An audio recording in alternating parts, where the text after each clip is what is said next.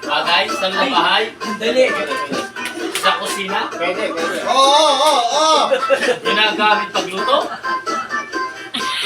Seasoning. Pwede. Oh, seasoning. Hindi ginagamit pagluto. Pwede. Ginagamit. Oo. Type ng kasirola. Wow. Okay. Okay. English, English ba English? Tagalog. Pwede panghalo. Oo. Siyanse.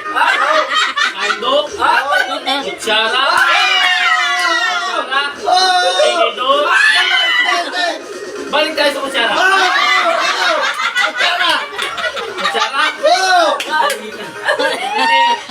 Balik tayo ng kutsara. Akin ang kutsara na.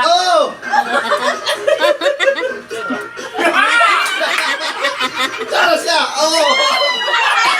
Kutsara siya. Kutsara, tinidor. No. Sa kutsara na po.